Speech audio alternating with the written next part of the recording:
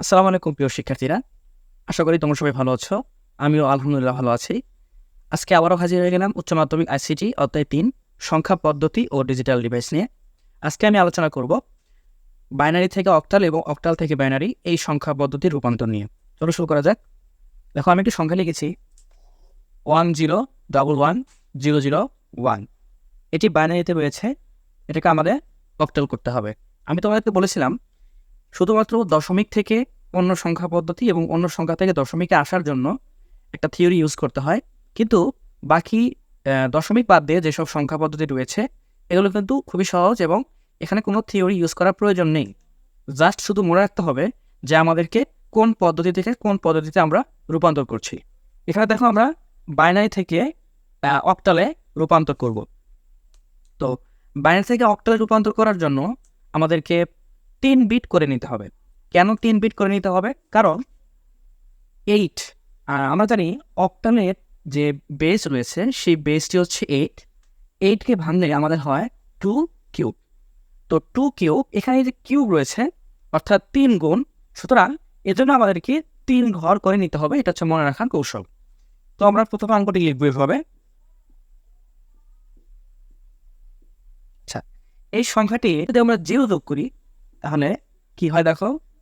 যদি আমরা এই অতিরিক্ত জিরোটি আমরা শেষে যোগ করি তাহলে কিন্তু এই সংখ্যাটির ভ্যালুটি বেড়ে যাচ্ছে।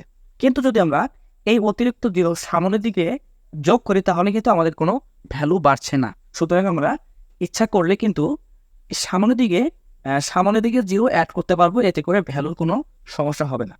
তো ঠিক আছে, আমরা এই সংখ্যাটিকে 3 বিট করে একটু ভুল হয়েছে দেখো। এই সংখ্যাটিকে আমি 3 বিট করে নিব। কিভাবে দেখো, তাহলে 1 2 3 আমার ডান দিক থেকে বাম দিকে আসবো। তাহলে 1 2 3 এভাবে 3 বিট নিলাম। তারপর 1 2 3 এখানে 3 বিট নিলাম। এরপর দেখো এই 1 এর সামনে কিন্তু আর কোনো সংখ্যা নেই। তো এরপরে কিন্তু এখানে 3 বিট করে নিতে হবে। তো এর কৌশল সিস্টেমটা কি? সিস্টেমটা হচ্ছে যে যে কয়টি বিট নেই সেই কয়টি বিট আমরা 0 দিয়ে পূরণ করে দেব। তাহলে আমাদের এখানে অলরেডি 3 বিট হয়ে গেছে। এবার এই প্রত্যেকটি 3 বিট বাইনারি মান সমমান আমরা লিখব। কীভাবে লিখব?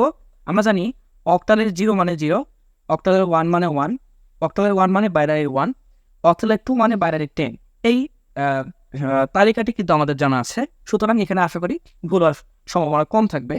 তো যদি তোমাদের এই তালিকাটি মনে না থাকে তাহলে তোমরা অঙ্ক করার পাশে খাতার পাশে তোমরা এই তালিকাটি লিখে রাখবে। তো দেখো এখানে আমরা এখান থেকে শুরু করি। এখানে রয়েছে 0 0 1, তার মানে স্বাভাবিকভাবে ভ্যালু হচ্ছে 1। তো বাইনারি 1 মানে হচ্ছে অক্টালের 1। তো আমরা এখানে লিখবো 1। এরপর আছে 11। তো বাইনারি 11 মানে অক্টালের 3। এরপর আবার 1। তো বাইনারি 1 মানে অক্টালের 1। তো এই হচ্ছে আমাদের কাঙ্ক্ষিত ফলাফল। আমরা কীভাবে লিখবো তাহলে? সুতরাং 1 0 1 1 0 0 1 বাইনারি ইকুয়ালস টু 1 3 1।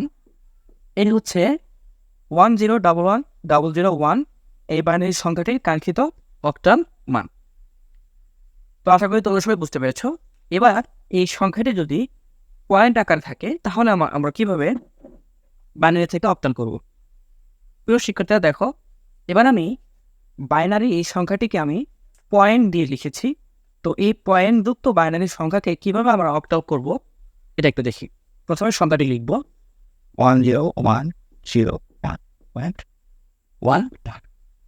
তো তোমাদেরকে বলেছিলাম যে এইরকম অঙ্কের নিয়মে 3 বিট করে আমরা নিব। কেন নেব? কারণ এখানে অক্টালের বেসকে ভাঙলে 2 কিউব, কিউব মানে হচ্ছে 3 বিট। এটা হচ্ছে মনে রাখার কৌশল। 3 ঘর করে আমাদের নিতে হবে। 3 ঘর বা 3 বিট। এখানে 1 একটি বিট, 1 একটি বিট, 0 একটি বিট মনে রাখতে হবে। প্রত্যেকটা অঙ্ক হচ্ছে এক একটি বিট। তো এখানে দেখো যদি দশমিকের এদিকে খেয়াল করি তাহলে এখানে রয়েছে 11 এবং দশমিকের এদিকে একটি সংখ্যা রয়েছে। তো আমরা দশমিকের এদিক থেকে শুরু করি, তাহলে আমাদের 3 বিট করে নিতে হবে। তো এখানে 3 বিট পূরণ করে ফেললাম। এটাকে 3 বিট করার জন্য আমাদের একটা 0 সামনে দিতে হবে। তো 0 দেওয়ার ফলে এখানে 3 বিট হয়ে গেল।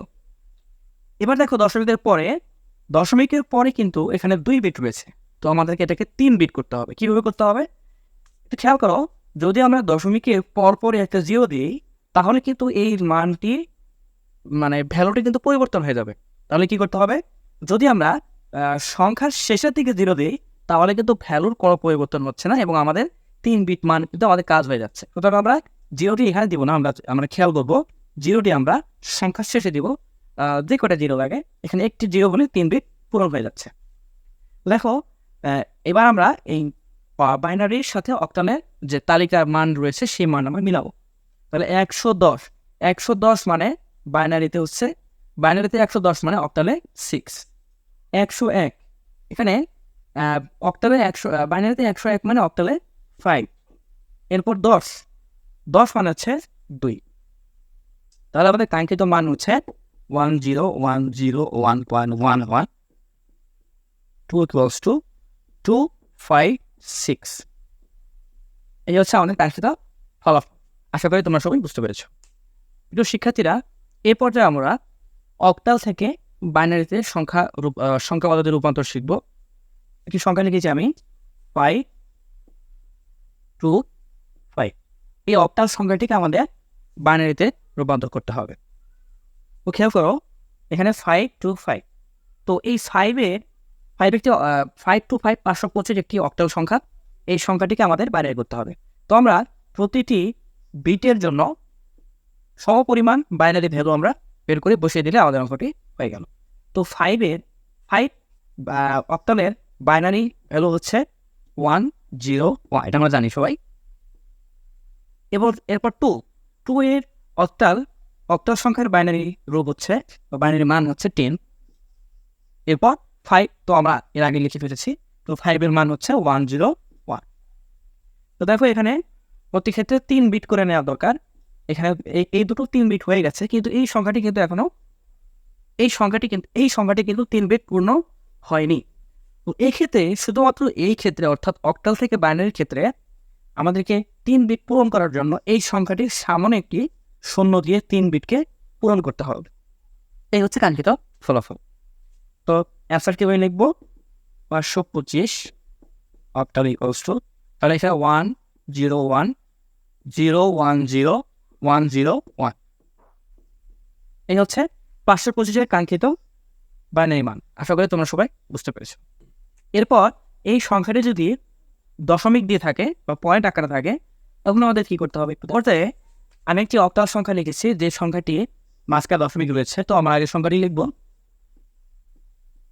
0.66। আবার এদিক থেকেও আসতে পারি, তো এখান থেকে শুরু করি।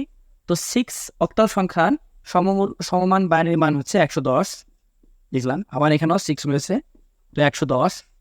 এরপর 7 111, 6 আবার 110, আবার 110।